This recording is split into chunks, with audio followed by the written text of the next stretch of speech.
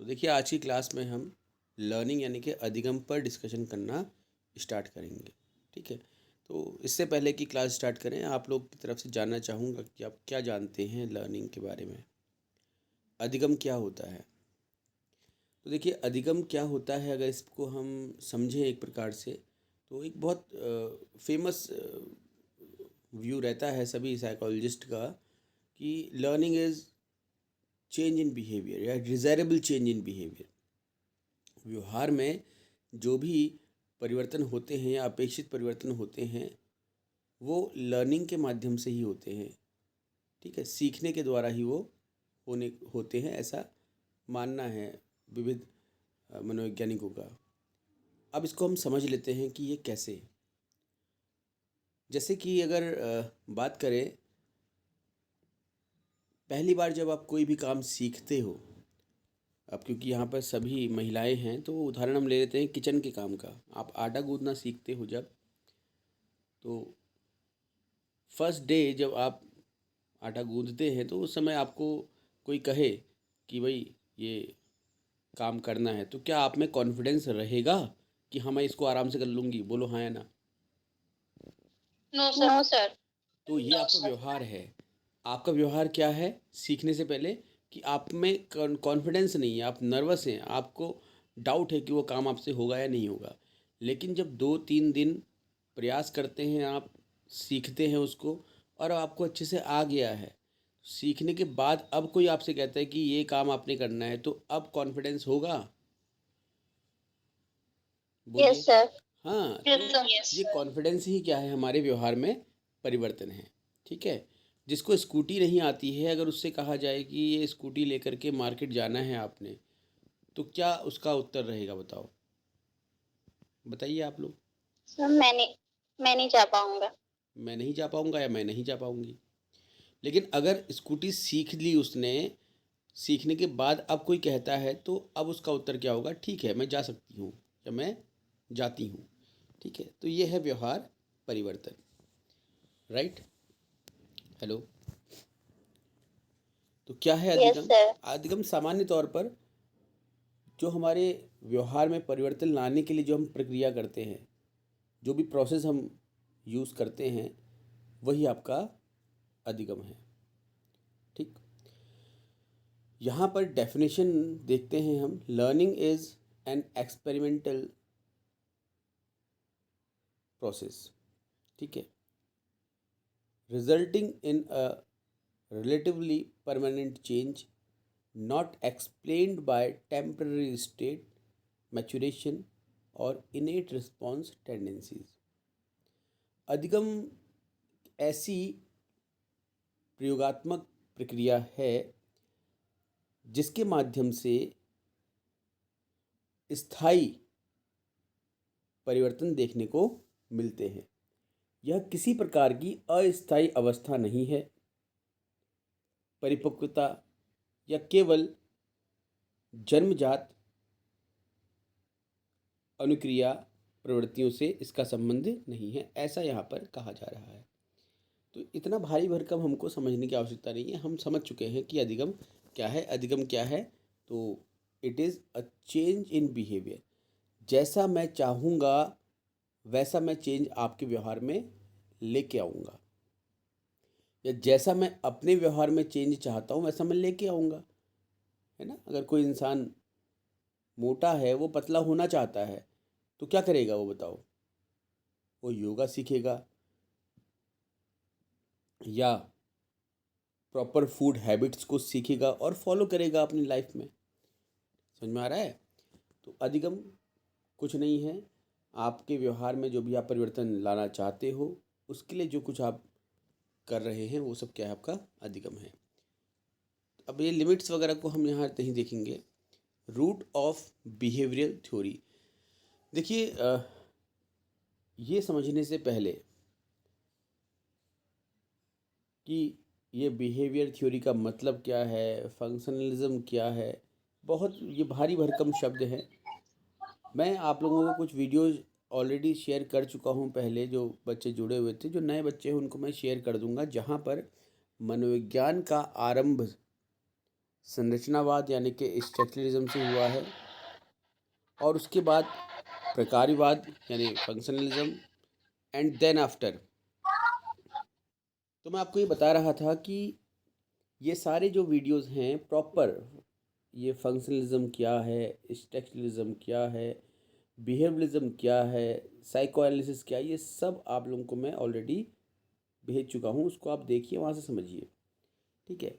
तो व्यवहारवादी जो विचारधारा है, उसके जो रूट्स हैं, उसकी जो जड़ें हैं, वो प्रकार्यवाद, जिसको हम फंक्शनलिज्म बोलते हैं हिंदी अंग्रेजी में, उससे संबंधित हैं, ठीक है। अब ये क्या है, इसके बारे में मैं पहले डिस्कस कर चुका हूँ, तो अननेसेसरी टाइम वेस्ट यहाँ पर नहीं करूँगा, ठीक है। तो व्यवहारवाद को हम भी मैं समझा चुका हूँ, तो इस पर भी टाइम वेस्ट करके कोई फ़ायदा है नहीं। मोटे मोटे तौर पर आप ये समझिए कि व्यवहारवादी दो बातों पर बहुत ज़्यादा फोकस करते हैं। सबसे पहली बात तो ये वातावरण, कि जो भी कुछ हम सीखते हैं, है ना, वो सब वातावरण की देन होती है। बच्चा जैसे वातावरण में रहेगा वो वैसा ही सीखेगा। ये बात इन लोगों का एक कह सकते हैं कि कीवर्ड है या की कोड है, राइट। अब यहाँ पर हम थोड़ा सा इसको कुछ इस तरीके से समझ लेते हैं। तो व्यवहारवाद में वातावरण का एक बहुत बड़ा रोल है, और जो व्यवहारवाद के जनक कहे जाते हैं जे.बी. वॉटसन, उनका एक कोटेशन भी बहुत फेमस है, आप लोगों ने सुना होगा शायद बीएड के दौरान। वो कहते हैं कि मुझे कोई भी एक छोटा 5 साल तक का बच्चा दे दो, मैं उसे कुछ भी बना सकता हूँ। तो उनका ये कहना था कि अगर बच्चा डॉक्टर्स के बीच में रहेगा तो उनको डॉक्टर्स को ऑब्जर्व करेगा और वैसा बनने की कोशिश करेगा। बच्चा इंजीनियर्स के बीच में रहेगा तो इंजीनियर्स को ऑब्जर्व करेगा, वैसा बनने की कोशिश करेगा, और करता भी है बच्चा, ऐसा ऐसा नहीं कि नहीं करता है। तो पहले वातावरण और फिर वातावरण का ऑब्जर्वेशन बहुत ज़रूरी है। तो किस पर बात कर रहे हैं? इन्वायरमेंट पर, दूसरा ऑब्जर्वेशन पर, और तीसरी बात कर रहे हैं स्टिमुलस रिस्पॉन्स रिलेशनशिप, राइट। तो याद रखें आप लोग, व्यवहारवादी विचारधारा की जब भी बात होगी तो वातावरण को मुख्यतः इन्होंने शामिल किया है अपनी विचारधारा में। वातावरण का बहुत बड़ा रोल है इनके अकॉर्डिंग। उसके साथ साथ ऑब्जेक्टिव ऑब्जर्वेशन। ऑब्जेक्टिव ऑब्जर्वेशन का मतलब क्या होता है? अभी तो मैंने ऑब्जर्वेशन बोला खाली, है ना। तो ऑब्जेक्टिव ऑब्जर्वेशन का मतलब ये होता है, जैसे आप लोगों से मैं एक प्रश्न करता हूँ, बताइए सूर्य कहाँ से निकलता है, सूर्य कहाँ से उगता है, बताओ। ईस्ट। बिल्कुल, पूरब से निकलता है, और ये सब आप देख सकते हैं सुबह को उठ करके, देखते भी हैं, ठीक।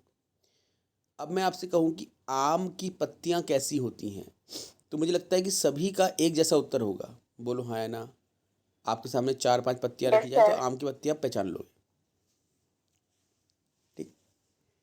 ये क्या है आपका ऑब्जेक्टिव ऑब्जर्वेशन। लेकिन वहीं पर अब मैं आपसे कहता हूँ, 3 आपके जो साथ पढ़ते हैं बच्चे, उनमें से बोलता हूँ कि बताओ इनमें से कौन अच्छा है। तो जब मैं ये प्रश्न करूँगा तो आप अच्छे या बुरे का एक आधार पहले से तय करके बैठे होंगे। उस आधार पर ही आप ये बताएंगे कि कौन अच्छा है और कौन नहीं है। बोलो हाँ या ना।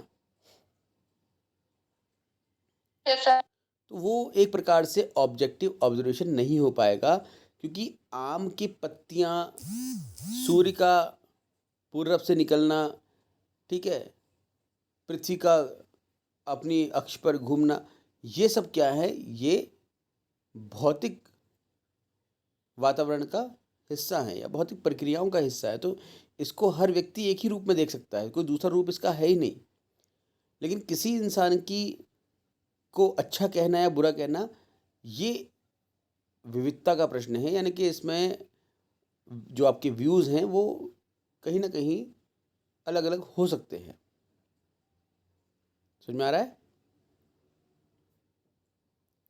तो वो आपका एक ऑब्जेक्टिव ऑब्जर्वेशन नहीं होगा। हाँ, आप ये ज़रूर कह सकते हैं कि इन 3 लोगों में कौन सबसे लंबा है, तो ये आपका एक ऑब्जेक्टिव ऑब्जर्वेशन है, क्योंकि लंबाई को आप मेज़र कर सकते हैं। अगर आपसे पूछा है कि इन तीन में से सबसे मोटा कौन है, वो आप ऑब्जर्व कर सकते हैं क्योंकि उसका आप मेजरमेंट कर सकते हैं बाहर तोल करके। लेकिन अच्छा और बुरा ये तो क्वालिटीज़ हैं, तो क्वालिटीज़ का तो हम कोई भी ऐसा ऑब्जर्वेशन नहीं कर सकते ना। कर सकते हो बताओ? No sir. हाँ, तो व्यवहारवाद में केवल भौतिक वस्तुओं के ऑब्जर्वेशन को ज़्यादा महत्व दिया गया है। ये भी हमको ध्यान रखना है, ठीक है। तो तीन बातें बताई मैंने आपको यहाँ पर। पहले तो वातावरण पर फोकस किया है इन्होंने, दूसरा ऑब्जर्वेशन वो भी ऑब्जेक्टिव ऑब्जर्वेशन, और तीसरा स्टिमुलस रिस्पांस। अब ये स्टिमुलस रिस्पांस क्या है, तो चलो स्टिमुलस रिस्पांस को समझ लेते हैं हम। यानी कि उद्दीपन अनुक्रिया। क्या होता है स्टिमुलस यानी कि उद्दीपन, और क्या होती है अनुक्रिया?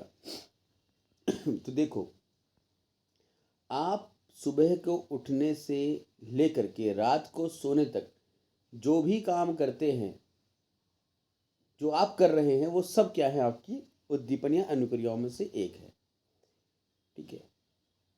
अब आपसे अगर प्रश्न पूछा जाए कि आप सुबह उठ करके खाना क्यों खाते हैं, बताओ। बोलो, सुबह को नाश्ता क्यों सब करते हो आप भूख लोग? लगती है। बिल्कुल। तो आपको भूख लगी, तब आपने खाना खाया, तो स्टिमुलस क्या है आपका? भूख। और जब भूख लगी तो आपने क्या किया?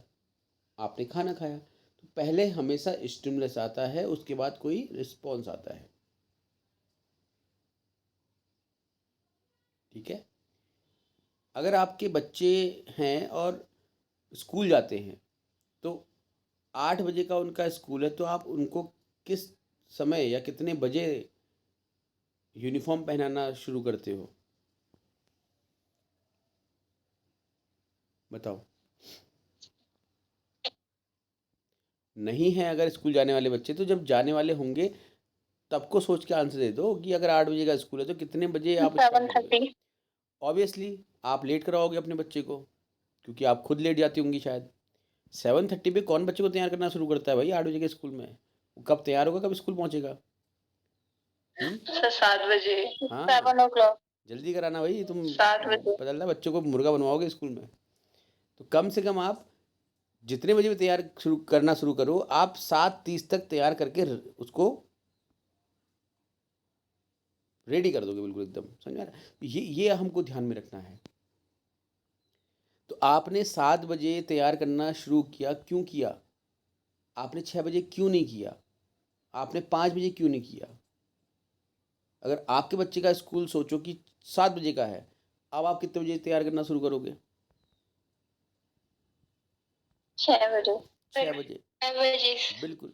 तो क्या है कि आपके पास एक रीज़न है कि आप बच्चे को जितने भी बजे तैयार कर रहे हो, तो वो क्यों कर रहे हो आप, ठीक है। तो आपके पास एक स्टिमुलस है, 7 बजे स्कूल पहुंचाना है।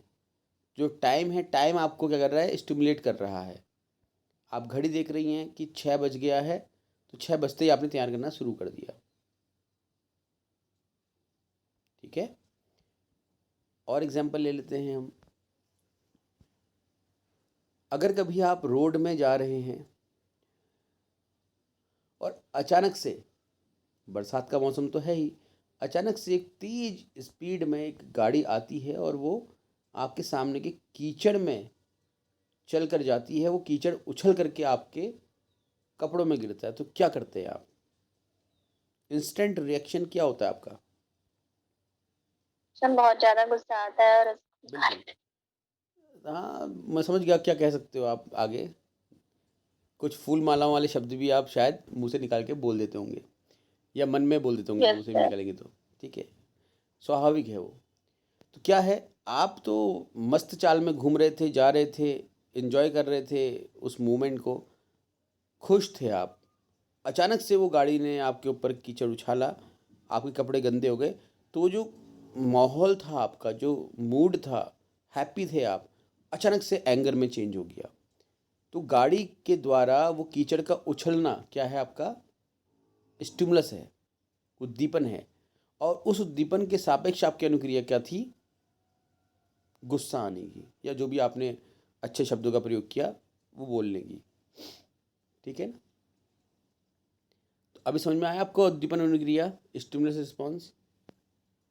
Yes sir. ठीक है। Yes sir. तो अब आप सुबह से लेकर शाम तक जो भी काम करते हो, हर जगह कुछ ना कुछ स्टिमुलस रिस्पॉन्स होता है। कहाँ पर क्या होता है, इसको आप एक बार सोचने का प्रयास कीजिएगा और थोड़ा सा कल की क्लास में डिस्कस कीजिएगा मुझसे, ताकि ये कंफर्म हो जाए कि आपको समझ में आ गया है स्टिमुलस और रिस्पॉन्स का रिलेशनशिप। तो ये 3 बातें जो है वो व्यवहारवाद में बहुत इंपॉर्टेंट है। अब व्यवहारवादी सिद्धांत की जब हम बात करते हैं तो 3 नाम बहुत इंपॉर्टेंट है। आप लोगों को मैं वीडियोस भेजूंगा, मैं यहाँ पर सिर्फ समझाने का प्रयास कर रहा हूँ, डिस्कशन कर रहा हूँ।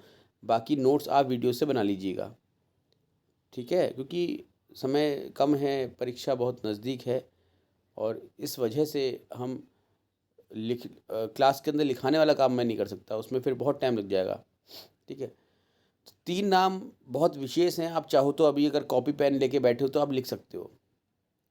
व्यवहारवादी सिद्धांत, अधिगम के व्यवहारवादी सिद्धांत करके हेडिंग डालिएगा और लिखिएगा। सबसे पहला लिखिएगा आप E.L. थॉर्नडाइक, आगे से नाम दिख भी रहा होगा आपको, थॉर्नडाइक, ठीक है। सिद्धांत का नाम लिखिए इनके, लिखिए अंग्रेजी में ट्रायल एंड एरर,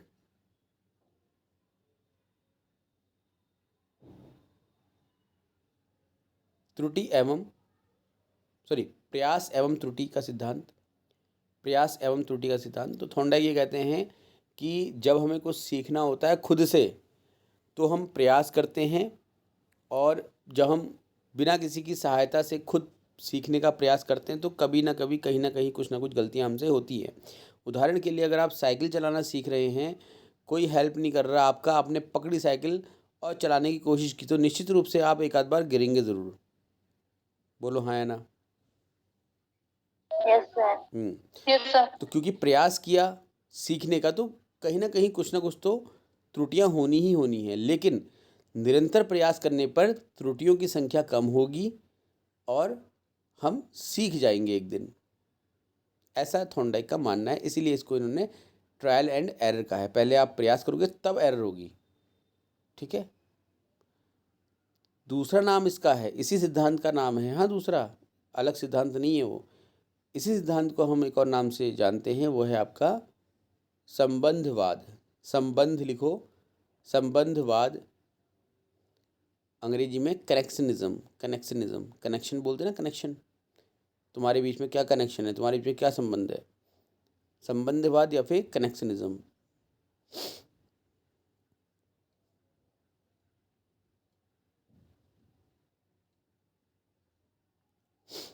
आगे बढ़ते हैं हम फिर।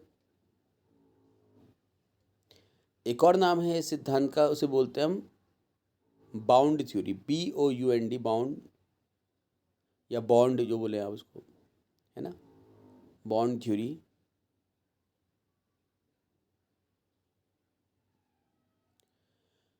और एक और नाम लिखिएगा SR थ्योरी, पहले S फिर R थ्योरी, ठीक है, कुछ इस तरीके से S-R, ठीक है, SR थ्योरी, उद्दीपन अनुक्रिया सिद्धांत भी इसको कहते हैं।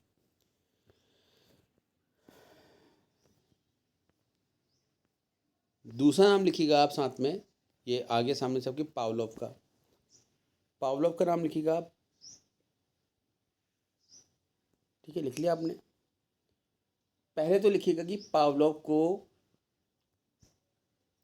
शरीर विज्ञान में, फिजियोलॉजी में, किसमें, मनोविज्ञान में नहीं, शरीर विज्ञान में नोबेल पुरस्कार भी मिला है। शरीर विज्ञान में, फिजियोलॉजी में नोबेल पुरस्कार भी मिला है। अब लिखिए इनके सिद्धांत का नाम, इनके सिद्धांत का नाम है classical conditioning, classical conditioning theory, या फिर हिंदी में लिखिए शास्त्रीय अनुबंधन सिद्धांत, शास्त्रीय अनुबंधन सिद्धांत हिंदी में, ठीक है। इसी सिद्धांत का एक और नाम है, बहुत अच्छा नाम है और पूछा भी गया है परीक्षाओं में। Type S theory, type S theory, ठीक है, लिखिएगा टाइप एस थ्योरी। चलिए आगे बढ़े। तीसरा नाम जो कि बहुत ज़्यादा आप लोग जानते हैं, बहुत फेमस भी है, वो है स्किनर का। लिखिएगा स्किनर, ठीक है, B F Skinner, SKINNER, B F Skinner. इस स्लाइड में नहीं है उनका नाम। बी एफ स्किनर का जो सिद्धांत है उसे हम कहते हैं क्रिया प्रसूत, क्रिया प्रसूत सिद्धांत,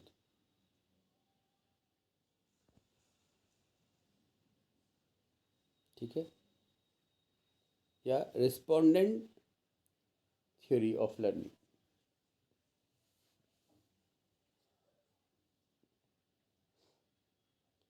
इसी सिद्धांत को एक और नाम से जानते हैं, टाइप आर। लिखिएगा टाइप आर। जैसे पावलोव का आपने पढ़ा ना टाइप एस थ्योरी, वैसे यहाँ पर है टाइप आर थ्योरी। किसका है ये? स्किनर का, ठीक है, स्किनर की थ्योरी का नाम है ये टाइप आर थ्योरी। और जैसे आपने थॉर्नडाइक के में पढ़ा एस आर थ्योरी, वैसे ही इनकी थ्योरी को बोलते हैं हम आर एस थ्योरी। आवाज़ आ रही है? एक बार कंफर्म करिएगा थोड़ा सा। Yes sir. हाँ, ऐसे ही इसे बोलते हैं R S theory of learning. चलिए, तो उम्मीद करता हूँ कि ये समझ में आ रहा होगा आपको।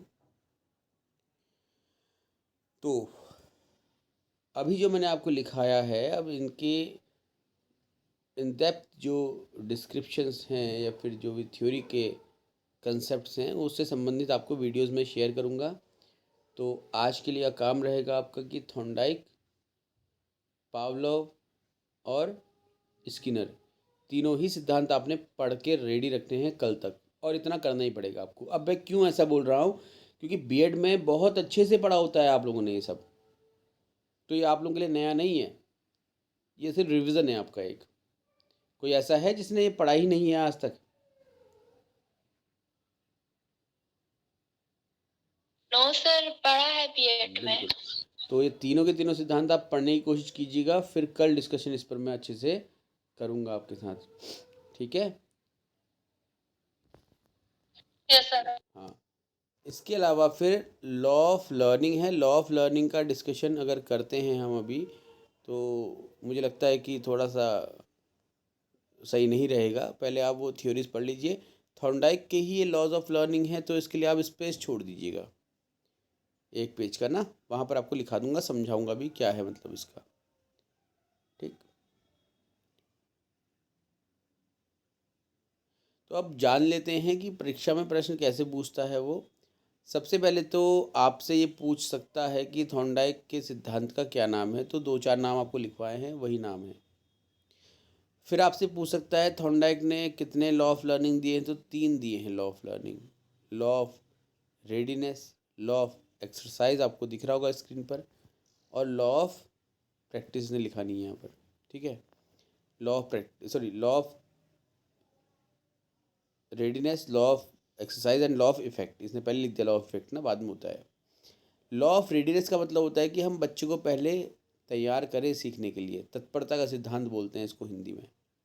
हम बच्चे को सीखने के लिए तत्पर करें, ठीक है। अच्छा, कभी आपने नोटिस किया होगा जब बच्चे को आप मेले में ले जाते हैं घुमाने के लिए, तो कितना खुश होता है हाँ या ना? यस सर, होता है। इतना एक्साइटेड होता है कि जब आप मेले के पास पहुंचते हो तो आपसे पहले वो गेट के अंदर पहुंच जाता है, आप पीछे टिकट दिखाते रहते हो टिकट कीपर को, है ना? तो इस तरीके से जब आप उसे स्कूल में भेज रहे हैं, तो क्या इतना ही उत्साह है उसके अंदर स्कूल जाने का, है ना? अगर है तो इसका हाँ मतलब कि सर। उसको स्कूल में बहुत अच्छी अच्छी एक्टिविटीज़ कराई जाती हैं, बच्चे को स्कूल जाना बहुत पसंद है, राइट। तो जब हम बच्चे को कुछ सिखाना चाहते हैं, कुछ पढ़ाना चाहते हैं, तो जो भी विषय या जो प्रकरण, जिसको हम टॉपिक कहते हैं अंग्रेजी में, हम पढ़ा रहे हैं, पहले हम उसके प्रति बच्चे के अंदर रुचि का विकास करें, यानी कि इंटरेस्ट क्रिएट कर दें। अगर आप बच्चे से कहते हो, जिसको खाना बहुत पसंद है, कई बच्चे होते हैं उनको खाने का बहुत शौक होता है, आप ही कहते हो कि बेटा बताओ आज किचन में क्या बन रहा होगा, तो वो खाने का शौकीन तो है ही, और किचन में खाना बनने की बात की जा रही है, तो कहीं ना कहीं शौक उसका बाहर आ जाएगा।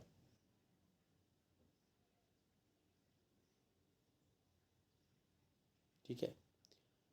लेकिन अगर किसी बच्चे को आप पढ़ने के लिए प्रोत्साहित करोगे इस तरीके से, तो वो शायद प्रोत्साहित ना हो पाए जब तक आप उसकी पढ़ाई को उसके लिए इन्जॉय ना बना दो, मतलब कि एंटरटेनमेंट ना लगे उसको पढ़ाई। खेल खेल में सीखो, ऐसी बात कही जाती है ना। तो बच्चे को खेल खेल में सिखाएंगे आप, तो उसका रीज़न क्या होता है कि बच्चे को खेल बहुत पसंद होता है, तो खेल खेल में वो सीख भी सकता है। ठीक है ना। तो इसलिए हमको बच्चे को मानसिक रूप से तैयार करना है सीखने के लिए। जब वो सीखने के लिए तैयार हो गया है, अब हमको उसे होमवर्क देना है, उसको हमने काम देना है, ताकि वो प्रैक्टिस कर सके, एक्सरसाइज कर सके। क्योंकि जब तक आप प्रैक्टिस नहीं करेंगे, आप परफेक्ट नहीं बन सकते। प्रैक्टिस मेक्स वुमेन और मैन परफेक्ट, बोलते हैं ना हम। अब बच्चे ने पढ़ा भी, उसने अभ्यास भी किया, लेकिन गलती कहाँ पर हो गई कि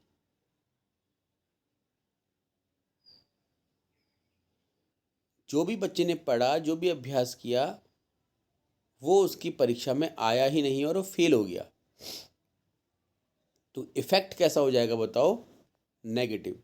अब बच्चा सोचेगा कि यार कि पढ़ के फ़ायदा ही किया है, तो पास ही नहीं हुआ। बोलो हाँ या ना। तो इसीलिए लॉ ऑफ इफ़ेक्ट का भी यहाँ पर रोल होता है। क्योंकि अगर जो भी बच्चा पढ़ रहा है, जो भी अभ्यास कर रहा है, उसका पॉजिटिव इफ़ेक्ट नहीं होगा, यानी कि उससे बच्चे को सफलता नहीं मिलेगी, तो बच्चा दोबारा पढ़ने का प्रयास नहीं करेगा। वहीं दूसरी तरफ अगर सफलता मिलेगी, तो बच्चा बार बार पढ़ने का प्रयास करेगा। तो ये है आपका लॉ ऑफ इफ़ेक्ट। तो आज के लिए इतना ही करते हैं। बाकी फिर आप लोग पढ़ के आइएगा, जो मैंने 3 सिद्धांत बोला है आपसे, आपके ग्रुप में मैं वीडियो भेज दे रहा हूँ। ठीक है ना। और कल की क्लास में हम उसका डिस्कशन कर लेंगे, क्वेश्चंस भी कर लेंगे उसके।